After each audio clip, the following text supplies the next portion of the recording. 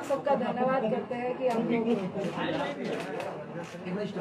हमने आप लोगों को बुलाया बातें करने के लिए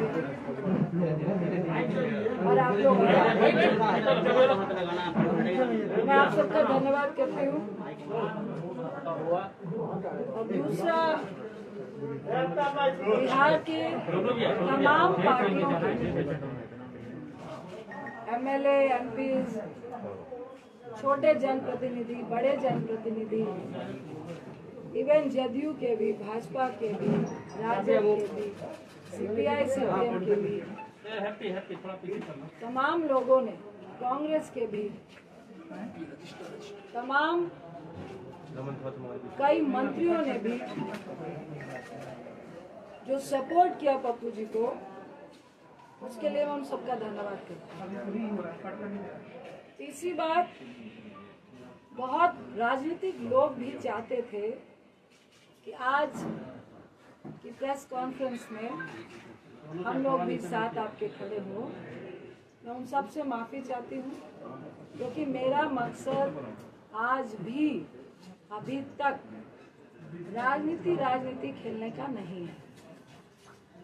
ये महामारी का वक्त है, इसलिए मैं उन सब से माफ़ी चाह रही हूँ, क्योंकि सत्ताधारियों को ऐसा कुछ भी मैं महसूस नहीं कराना चाहती जिसकी आड़ में वो लगे हुए हैं। ये महामारी का वक्त है, लोगों को बचाने का वक्त है, इसलिए मैं माफ़ी चाहूँगी कि मुझे ये प्रेस कॉन्फ्रेंस को राजनीतिक लोगों के साथ नहीं करना था। मैं उन सब का धन्यवाद करती हूँ कि जो तहे दिल से पप्पू जी के साथ है। सही मायने में देखिए, लोग पप्पू जी के साथ इसलिए नहीं खड़े हैं कि अभी 4 दिन में चुनाव हो रहा है या कुछ ऐसा होने वाला है, क्योंकि बहुत बड़ी पार्टी है। आज इसलिए खड़े हैं लोग क्योंकि महामारी चल रही है, पैंडेमिक चल रहा है, दूसरी लहर चल रही है और कईयों की जानें जा रही हैं।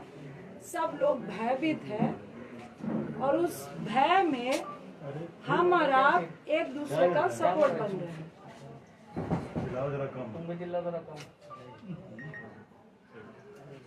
देखिए, मुझे अच्छा नहीं लग रहा कि मैं नीतीश बाबू को कुछ ऐसे सवाल करूं, रूडी साहब से कुछ ऐसे सवाल करूं, भाजपा से कुछ ऐसे सवाल करूं इस वक्त जो मेरे चरित्र में नहीं है। पप्पू जी को आज जेल भेज दिया गया। क्यों भेज दिया गया? किस लिए भेज दिया गया? ऐसा क्या उल्लंघन किया था? ऐसा कौन सा अपराध था? 32 साल पुराना केस, सुबह 9 बजे से घर से लेकर गए हैं। पहले बोला लॉकडाउन का उल्लंघन है। भाई, दिल्ली में लॉकडाउन का उल्लंघन, अगर आपने मास्क नहीं पहना है 500 रुपए का पर्ची काट के आपको वार्न करके भेज देते हैं। ये होता है लॉकडाउन का उल्लंघन। अगर आप ब्रैकेटिंग के पास है, जाना चाह रहे हैं, आपके पास कोई सर्टिफिकेट या आप किस लिए जा रहे हैं नहीं है, तो आपको 1000 रुपये 2000 रुपये का चालान है। लॉकडाउन का उल्लंघन वही होता है। उनको लगा कि अब लॉकडाउन का उल्लंघन से तो बात नहीं बनेगी। तो ये कौन लोग थे? किनके इशारे पे हुआ? नीतीश बाबू, अगर आप इतने कमजोर और असहाय महसूस कर रहे थे तो भैया हम लोग को भी फोन करके बता देते कि भाई मैं मजबूर हूँ, बहुत कम विधायक आए हैं और भाजपा का सिर्फ बिहार में नहीं पूरे देश में गुंडा राज चल रहा है। जो वो चाहते हैं वो ही करते हैं। सत्ता में अगर आप हैं तो वो चोर नहीं है, अगर आप सत्ता में नहीं है तो आप चोर हैं। मुझे तो परेशानी के साथ हंसी भी आ रही थी कि ना चोर को पकड़ूंगा ना चोरी को पकड़ने दूंगा, ना मैं खुद काम करूंगा ना किसी को काम करने दूंगा। देखिए, मुख्यमंत्री साहब, ये किसी पर छींटाकशी का वक्त नहीं है। अब मुझे आपसे कोई निजी दुश्मनी नहीं है। मैं तो आपसे ये पूछना चाहती हूँ कि आपको आखिर हो क्या गया है? इतने अपंग क्यों हो चुके हैं? ऐसी कौन सी चीजें हैं जिसके दबाव में आप वो सब कुछ कर रहे हैं जो बिहार को गवारा नहीं है? क्या बालिका गृह कांड है? क्या आपकी बहुत सारी फाइलें हैं? क्या आपके केस है? नीतीश बाबू, मेरा मन नहीं है, लेकिन बताइए, 91 में आप पे हत्या का केस हुआ, 2011 में आपने उसको रफा दफा किया। और हम भी चाहते हैं, हम भी समझते हैं कि राजनीति में केसेस होते हैं, कानून अपनी कार्रवाई करता है। 89 पे पप्पू जी पे केस हुआ। अभी वो तीनों लोग जो इस कांड का सूचक था, जो जिसने बोला कि मेरा किडनैप हुआ, और जो गवाह था, उन तीनों का वीडियो चल रहा है कि ये केस फर्जी है। 32 साल पुराना केस आपको इस महामारी के वक्त याद आया, क्यों? इसी में सारी बातें छुपी है। रूडी साहब, क्या बोलूं? मुझे तो एक शब्द नाम लेने का मन नहीं कर रहा। और मैं उनसे ये, सबसे पहले मैं आपके माध्यम से उनसे पूछती हूँ कि आपका राजनीतिक इतिहास क्या है? आप राजनीति में कैसे आए? क्या संघर्ष किया? मैं पूरी बात रूडी जी नहीं बताऊंगी। आप पायलट थे, आप कैसे क्या किए, किनको नौकरियां दिलाइया, किसके आशीर्वाद से आप राजनीति में आए, कैसे मंत्री बने, और आपके घर में उत्तराखंड में फार्म हाउस से लेकर, बिहार से लेकर, दिल्ली से लेकर, कहां कहां पे जितने भी स्टाफ हैं, रूडी साहब आप ही बता दीजिए, सैलरी कहां से उठाते हैं? जो कॉन्स्टिट्यूशन क्लब में आपको इंचार्ज बनाया गया, वहां पे कितना घोटाला हुआ, वो आप ही बताएंगे। वहां कितने स्टाफ हैं और कितने काम कर रहे हैं, और कितने आपके यहाँ पे काम कर रहे हैं, वो भी आप ही बताएंगे। आप स्किल इंडिया के मिनिस्टर थे, मोदी साहब ने आपको क्यों हटाया, वो भी आप ही बताएंगे। एम्बुलेंस के ड्राइवर को स्किल इंडिया के तहत आपको ट्रेनिंग देनी थी, क्यों नहीं दी, वो भी आप ही बताएंगे। मेरा तो सवाल इतना है कि जिनके घर पत्थर शीशे के हों, और वैसे लोगों को पत्थर मत मारिए जो सड़क पे पहले से खड़ा है। इतना आसान नहीं होता है। ये कोई ड्रामा या नाटक नहीं चल रहा है कि हम पिक्चर खिंचाने के लिए लाशों के ढेर पे जा रहे हैं, फोटो खिंचाने के लिए शमशान घाट में जा रहे हैं, फोटो खिंचाने के लिए अस्पताल अस्पताल घूमने का काम कर रहे हैं। ये मजाक नहीं है। रूडी साहब, मुख्यमंत्री साहब और ये भाजपाइयों कमरे में बैठ के लॉबी लॉबी खेलने में बहुत मजा आता है। मॉडलिंग करते हुए सेटिंग करने में बहुत मजा आता है। और रूडी साहब की राजनीति हैसियत राजनीतिक व्यक्ति से ज्यादा सेटिंग और लॉबी लॉबी करने वाली है। आज उसी के बल पे जिस तरह आपने पप्पू जी को जेल भेजने का काम किया है, भाई वो तो सड़क पे खड़े थे, अपनी मौत का कफन बांध के परिवार को, पत्नी को, बच्चे को, तमाम लोग को छोड़ के पहले ही अपनी जान देने के लिए खड़े थे। आपने उनको जेल भेज दिया, डरा दिया आपने। कितना डराएंगे? आपने तो मुझे भी डरा दिया। मैं एक सेकंड भी बाहर मास्क के बगैर नहीं रहती हूँ, लेकिन आज हूँ। आपने किया। अब जब तक पप्पू जी जेल में है, खेल तो होगा और अस्पतालों का निरीक्षण भी होगा। जो बेड आप लोग बेच रहे हैं प्राइवेट और सरकारी, और जिन माफियाओं से मिलकर ड्रग्स की कालाबाजारी हो रही है, ऑक्सीजन की कालाबाजारी हो रही है, रेमडेसिविर की कालाबाजारी हो रही है, ये खुंदक सिर्फ पप्पू जी के राजनीतिक कद से नहीं है, ये खुंदक आपकी और ड्रग्स कंपनियों की अरे बोल लो भाई, तुम्हें लोग पीछे जो एक साथ मिली भगत से जो आप पैसा कमाने में आज बिहार में रोक लग रही थी। हर अस्पताल में लगातार लोग रोक लगा रहे थे। हर अस्पताल में एक तरफ 95,000 का ऑक्सीजन सिलेंडर मिल रहा था, तो कोई व्यक्ति आपको फ्री में पहुंचा रहा था, आपकी दुकान बंद हो रही थी। आपने छेड़ा है, अब तो हम लोग भी चप्पा चप्पा छानेंगे। कितनी मिली भगत है, ये तो सबके सामने है, सरेआम है कि जहां पर शमशान घाट में 200 लाशें जल रही है, वहां आप 10 दिखाते हैं। सिर्फ बिहार में नहीं, हर जगह पे, उत्तर प्रदेश में, दिल्ली में, मध्य प्रदेश में, जहां जाइए वहीं ये हाल है। देखिए, सत्ताधारियों को उतना ही डराना चाहिए जितने में लोग डरे। इतना भी मत डराइए कि लोग डरना भूल जाए। और जो सड़क पे खड़ा हुआ व्यक्ति को आप जब डराने की कोशिश करते हैं, मौत का कफन बांध के खड़ा हुआ व्यक्ति, उस व्यक्ति को जब आप डराने की कोशिश करते हैं, तो डर खुद डर जाता है।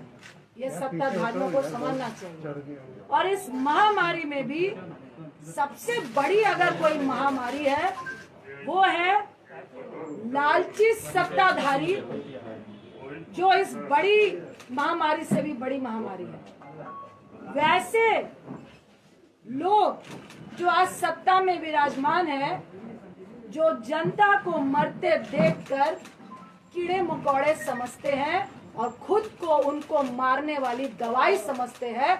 मुख्यमंत्री साहब, आप और आपका गैंग और ये भाजपाई आज जनता को महामारी में कीड़े मकोड़ों की तरह मारने वाली आप लोग दवाई बने हैं। महामारी से अगर 10 लोग मर रहे हैं, पर आपके कारण 500 लोग का आंकड़ा जो हो रहा है, वो आप लोग के कारण हो रहा है। वो आपकी दी हुई असुविधा के कारण हो रहा है, वो आपकी अव्यवस्था के कारण हो रहा है। पप्पू जी का क्या दोष था? आपके तमाम सरकारी अस्पतालों का निरीक्षण, जिसमें आप रूम में बैठ के मास्क लगाकर जूम से बता रहे हैं कि 25,000 रेमडेसिविर है, इतने ऑक्सीजन सिलेंडर है, इतनी दवाइयां हैं, इतने बेड हैं, इतने वेंटिलेटर हैं। क्या आपने ये बताया कि कितने वेंटिलेटर काम कर रहे हैं? अरे मेरी ही कंस्टिट्यूंसी में 6 वेंटिलेटर है, पर मैं राजनीति नहीं कर रही थी। लेकिन इसका ये मतलब नहीं जो कह रहे थे कि मधेपुरा और सुपौल की खबर लीजिए, आपको डाटा दूं क्या? वहां पे कितने ऑक्सीजन सिलेंडर है, कहां कहां क्वारंटाइन सेंटर है, और कितने आपके वेंटिलेटर चल रहे हैं, और कौन लोग वहां पे जा रहे हैं। अरे आपके पास तो डॉक्टर और नर्स भी नहीं है जो ये बता सके कि ऑक्सीजन देना कैसे है। आपने 120 रेमडेसिविर दिए हैं, आपने 250 ऑक्सीजन सिलेंडर दिए हैं। हमने पूछा सिविल सर्जन को, भाई साहब 500 लोगों को ऑक्सीजन लगेगा तो क्या करेंगे? तो मैडम दरभंगा में बैकअप है। तो हमने कहा व्यक्ति मरेगा तब तक आप लेकर आएंगे, आप मुंह मत खुलवाइए। और हम लोग सिर्फ मुंह इसलिए नहीं खोल रहे हैं कि लोग पैनिक नहीं हो, लोग नहीं डरे, लोग भयावह नहीं हो। क्योंकि जिसका 95 भी ऑक्सीजन होता है, अगर उसको ये मालूम चल जाता है कि अस्पताल में ऑक्सीजन सिलेंडर नहीं है, उसका ऑक्सीजन लेवल वहीं से 90 और 88 चला जाता है। इस दर्द के कारण आपकी बातों को नहीं बोल रहे, इस दर्द के कारण आपसे हम लोग बात नहीं करना चाह रहे थे। लेकिन आज जिस तरह की स्थिति आपने पैदा की है, तो नीतीश बाबू आपको भी जवाब देना पड़ेगा, रूडी जी आपको भी जवाब देना पड़ेगा। और ये कौन सा मंत्रालय है जो फेलियर के नाम से, कौन से लोग हैं, कौन से ब्यूरोक्रेट्स हैं जिनको आपने कभी अपना ओएसडी बनाया, फिर उनको मंत्री बनाया, और आज वो सबकी मिली भगत से उनकी दुकान नहीं बंद हो जिसके लिए आप मुंह बंद कराना चाहते हैं। अरे कितनों का मुंह बंद कराएंगे? और शर्म आनी चाहिए, और थोड़ा डरिए। आप पप्पू जी को जेल में बंद कर देंगे तो क्या लोगों को मरने देंगे? आपकी ये मंशा है कि लोग मरे और हम तमाशा देखें? गोल्फ के मैदान में गोल्फ खेलते हुए कि भाई स्थिति बहुत पैनिक है, मुझे तो बहुत डर लग रहा है, आई एम वेरी सेफ कहने में बहुत मजा आता है। मोदी साहब आप भी आइए, जो सेंट्रल में चुप्पी साध के बैठे हैं, ये आपके ही क्रियाकलापों का प्रेरणा है जो आज आपके लोग कर रहे हैं।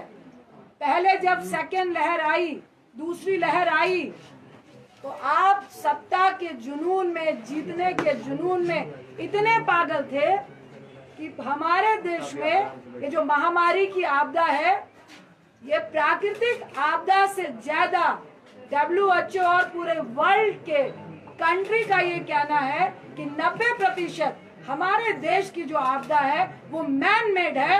आपके प्रधानमंत्री, आपके सत्ताधारियों ने इसको जबरदस्ती फैलाने का काम किया है, लोगों को मारने का काम किया है। और आपको शर्म नहीं आ रही कि उस बीच में अगर कुछ लोग अपनी जान की परवाह किए बगैर आपकी मदद करना चाहते हैं तो आप जेल जेल खेल रहे हैं, आप राजनीति खेल रहे हैं, आप लॉबी खेल रहे हैं।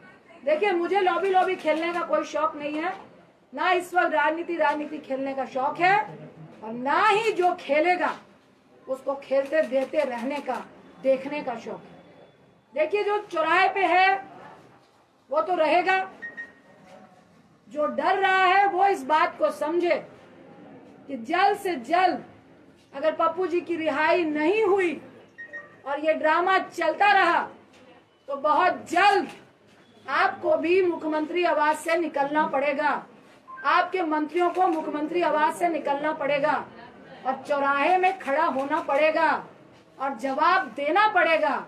ये दिल्ली में बैठ के जूम से काम नहीं चलेगा। अगर आज आप फर्जी केस में पप्पू जी को जेल में डाल के ये जो प्रशासन और डॉक्टर का खेला खेल रहे हैं, 3 दिन से उनको पटना से मधेपुरा, मधेपुरा से वीरपुर, और अभी प्रशासन और डॉक्टर के सूत्रों से हम बता रहे हैं कि उनको दरभंगा आप भेज रहे हैं, और उसमें डॉक्टर बोल रहे हैं कि हमने लिखा है कि higher medicine, higher doctor facility की रिक्वायर। अब प्रशासन जाने की उनको कहाँ भेजना है, प्रशासन कह रहा है कि डॉक्टर जाने की उनको कहाँ भेजना है। अरे आपका तो एक भी हॉस्पिटल में ऑक्सीजन सिलेंडर नहीं है। आप पप्पू जी का सीवियर इन्फेक्शन है, सुन लीजिए, शुगर के पेशेंट हैं और 1.25 महीने पहले उनका गॉल ब्लैडर का ऑपरेशन हुआ है, उनके लीवर में 30% प्रॉब्लम है। और अभी मैं आते वक्त भी जो डॉक्टर ने ऑपरेट किया उनसे बात करके आई हूँ कि हैवी रिस्क है कि उनको दोबारा इस हालात में इन्फेक्शन के चांसेस हैं, क्योंकि बहुत नया ऑपरेशन है। उसके साथ ही उनको सीवियर इन्फेक्शन थे, जिसकी सारी रिपोर्ट आपको दी गई है। मैं फिर आपको आगाह करूंगी कि ये खेला बंद कर दीजिए, ये राजनीति बंद कर दीजिए, उनको रिहा कीजिए, और आपके जेल के अंदर वो पॉजिटिव होके आएंगे तो ना मैं माफ करूंगी ना आपको जनता माफ करेगी। और सिर्फ माफी से काम नहीं चलेगा। अगर चंद दिन के अंदर, 2 दिन के अंदर पप्पू जी रिहा नहीं होते हैं और आप ये डॉक्टर और प्रशासन का खेल खेलते हुए उनको हर दिन गाड़ी में 4-4 लोगों के साथ बैठा के जो घुमाने का आप काम कर रहे हैं, तो आप भाजपाई लोग भी सुन ले, मुख्यमंत्री साहब भी सुन ले। रूडी साहब, आपकी जो एम्बुलेंस घर में थी वो सरकारी खजाना था, और एक तरफ लोग 12,000 रुपए पर किलोमीटर एम्बुलेंस के लिए दे रहे थे और तब भी नहीं मिल रही थी। मैं अनशन में बैठूंगी जब तक आपको जेल के अंदर नहीं कर दिया जाएगा। ये खेला खेलना बंद कर दीजिए, ये गंदी राजनीति महामारी के वक्त बंद कर दीजिए। आज मैं फिर कह रही हूँ कि मुख्यमंत्री साहब फोन कीजिए, अगर आपको लगता है कि कोई मदद करने में राजनीति कर रहा है मुझे फोन कीजिए, पप्पू जी को फोन कीजिए और बताइए कि पप्पू जी मदद कीजिए, महामारी है, हम सब मिलके काम करेंगे। लेकिन ऐसे मत कीजिए जहां आपको लग रहा है राजनीति हो रही है। हम आपको सहयोग देने के लिए तैयार हैं। फिर आपको आगाह कर रही हूँ, इस महामारी में राजनीति मत कीजिए, किसी की जान मत लीजिए। अगर हमारी फैमिली को आप खतरे में डालेंगे, अगर आप बिहार की जनता को खतरे में डालेंगे, अगर हमारे बच्चों को आप खतरे में डालेंगे, तो आपका परिवार भी मुख्यमंत्री आवास में नहीं बैठ पाएगा। आपका बेटे की मैं रिस्पेक्ट करती हूँ, भूल हो गई, आपका पूरा परिवार नहीं है, लेकिन मैं टिप्पणी नहीं करूंगी। भाजपाइयों का परिवार है, जो मॉडलिंग करते हैं उनका परिवार है, और मुझे सबके परिवार के लिए दया है और सबके परिवार की फिक्र है। इसीलिए हम लोग चुपचाप बैठे थे, इसीलिए आज मेरा बेटा यहाँ नहीं आया, क्योंकि मैंने अपना रिस्क लिया, उसका नहीं लिया कि बेटा रुक जाओ, पैंडेमिक चल रहा है। और ये बहुत गुंडाई राज वाले लोग हैं, किसी की परवाह नहीं है। जब जनता को ये कीड़े मकोड़े समझते हैं तो हम लोग की क्या औकात है। लेकिन औकात उसी की होती है जो गोल्फ लिंक में बैठकर गोल्फ खेल रहा होता है और पेस्ट्री होता है, जो सड़क पे होता है, उसको औकात दिखाने की कोशिश नहीं कीजिएगा। मैं इतना ही क्या कि मुख्यमंत्री साहब, अब ये राजनीति बंद कर दीजिए। उनको इस फर्जी केस से वीडियो वायरल हो रहे हैं, वो सब दिख चुका है कि वो फर्जी केस है, उनको रिहा कीजिए और हम लोग सब मिलकर इस महामारी से लड़िए। क्योंकि एक तरफ आप इतनी घटिया राजनीति कर रहे हैं और दूसरी तरफ तीसरी लहर की बात इस देश में हो रही है, उसकी चिंता कीजिए। अपनी राजनीतिक रोटियां सेकने की चिंता मत कीजिए। अगर आपको डर लग रहा है उनके कद से, तो चुनाव अभी बहुत दूर है, तब तक जनता भूल जाती है। ये आपको हम लोगों से ज्यादा मालूम है, इसलिए महामारी की फिक्र कीजिए, राजनीति की फिक्र मत कीजिए। बहुत बहुत धन्यवाद। मैम, हाईकोर्ट में याचिका भी इसे खारिज कर दिया गया है, जो जानकारियां हमें मिली है। देखिए, वो खारिज नहीं है, उन्होंने कहा कि आप प्रोसेस से आइए। ये देखिए, हमको सबसे पहले मैं कहूंगी कि मुझे कोर्ट पे पूरा विश्वास है, न्यायपालिका पे पूरा विश्वास है। इन्होंने सोची समझी साजिश से इनको जेल भेजा, क्योंकि 17 तक कोर्ट बंद है और कोई भी मैटर इस तरह से सुना नहीं जा रहा है। लेकिन आज हम लोगों ने मेंशन किया है, इन्होंने तो सुप्रीम कोर्ट की भी धज्जियां उड़ाई है। सुप्रीम कोर्ट ने कहा है कि इवन 7 साल से नीचे वाला भी कोई मुजरिम भी है, उस पे भी अगर जेल जाने की नौबत आती है तो आप इस पैंडेमिक में उसको जेल नहीं ले जाएंगे। और अगर कोई जेल में है भी तो उसको 90 दिनों की आपको पैरोल देनी है। सही मायने में कानूनी तरीके से जब इनको मधेपुरा भेजा गया तो मजिस्ट्रेट को ही खड़े खड़े इनको बेल दे देनी चाहिए थी। लेकिन ये रणनीति है, और मैं नहीं चाहते हुए मैं कहूंगी कि दबाव में है। वहां पे कुछ हो रहा था, लेकिन रात के 8 बजे नहीं हुआ। ये लोग खरीद रहे हैं और इनको जबरदस्ती इस मंशा से तंग किया जा रहा है कि पप्पू जी तंग हो, 4-5 दिन रहे, उनको भी महामारी से डर लगे, उनको भी जेल से डर लगे। जब वो डर जाएंगे तब हम देखेंगे। ये एक षड्यंत्र चल रहा है और इसमें सुप्रीम कोर्ट की भी धज्जियां उड़ाई जा रही हैं। आज हम लोगों ने मेंशन किया है डॉक्टर मेडिकल को लेके ही कि सुप्रीम कोर्ट का हवाला देते हुए इनको जमानत मिलनी चाहिए। आपने 4 लोगों को सड़क पे खड़ा करने की बात कही थी, नाम मेंशन नहीं किया आपने। देखिए, जब खड़े होंगे तो आप खुद देख लेंगे कौन कौन मंत्रालय इस पैंडेमिक में फेलियर है और किन किन की नींद हराम हो रही है और किसका माफियाओं से और इस ड्रग्स माफियाओं से बिजनेस चल रहा है, वो पूरा बिहार जान रहा है। मैडम, आप बिहार में है, आप कब तक बिहार में रहिएगा मैडम? बंद करा दिया गया है, बहुत जगह लोग जो है खा नहीं पा रहे हैं, जो खाना मिलता था उसको। देखिए, ये मैं कहूंगी कि महामारी में बहुत ही घटिया किस्म की राजनीति हो रही है। हम लोग का खाना अभी भी बन रहा है, लेकिन वो परमिशन नहीं दे रहे हैं, पास नहीं दे रहा है। हम लोग फिर पास के लिए लगे हैं। मैडम आप कब तक बिहार में पास हैं? नहीं देंगे हम लोग वोट देंगे। मैडम कौन सी बात आपने कही? कब तक आप बिहार में मैडम पप्पू यादव उजागर कर रहे थे काफी खुलासों को, आप उनको कंटिन्यू रखेंगी जो वो कर रहे थे? देखिए, और कहीं प्रशासन भी आप पर ये कार्रवाई कर सकती है? मैं बिहार हूँ, मैं दिल्ली हूँ, मैं कहाँ हूँ, लेकिन आपके अस्पतालों का निरीक्षण लगातार चलेगा और आपके अस्पतालों की पोल अगर आपने सही नहीं की तो वो आप लोग फोटो देखेंगे, उसके वीडियो चलेंगे। जहाँ पे ऑक्सीजन की कमी होगी जो हम लोग से मांगेंगे उनको ऑक्सीजन मिलेंगे। जहाँ से रेमडेसिविर ब्लैकमेलिंग होगा वहाँ भी उनका पोल खुलेगा और जिनको जरूरत पड़ेगी दवाइयों की वो भी हम लोग देंगे। जितनी मदद कंटिन्यू हो रही थी वो लगातार मदद होती रहेगी। इस पैंडेमिक में आप किसी को मदद करने से नहीं रोक सकते। ये वैसे सत्ताधारी है, आज पप्पू जी को यहाँ जेल में बंद किया है, वहाँ हमारे कांग्रेस के यूथ अध्यक्ष को तो श्रीनिवासन के घर में जांच हो रही है कि खाना कहाँ से खिला रहे हैं भैया, आप कहाँ से दवाई दे रहे हैं। तो ये गुंडाई राज चल रहा है, मैं फिर कहूंगी पूरे देश में, जिसके खिलाफ हम और आप सबको खड़े होना है। आपने अनशन की बात करी, अनशन को कब बैठेंगे तो कह रहे हैं अनशन। का कोई दिन तय किया है? कब से जारी है? मैंने आपको बोला, मुख्यमंत्री साहब को फिर आगाह किया, जल्द से जल्द पप्पू जी की रिहाई हो, क्योंकि आपने फर्जी केस में जबरदस्ती इस पैंडेमिक में जो पोल आपके स्वास्थ्य का खुल रहा था सुविधाओं का, उसके लिए आपने भेजा है। अगर आप इस तरह से छिछोरी राजनीति करेंगे तो हम लोग को भी मजबूरन आपके सामने आना पड़ेगा और जब तक आपके मंत्रीगण भी जेल नहीं जाएंगे तब तक अनशन। मैडम, आरजेडी के मधेपुरा विधायक ने कल प्रेस कॉन्फ्रेंस कर कही कि ये गिरफ्तारी पहले होनी चाहिए थी, बीजेपी जो है कहीं न कहीं षड्यंत्र के तहत ये खेला करवाई है। विनाशकाले विपरीत बुद्धि। मैडम, पीएम केयर फंड जो है पारदर्शिता उसमें नहीं आई, कहा जा रहा है कि जो वेंटिलेटर खरीदे गए उसमें बहुत सारे तकनीकी खराबी चल रही है। आपको दूसरी पीएम केयर फंड की बात चल रही है।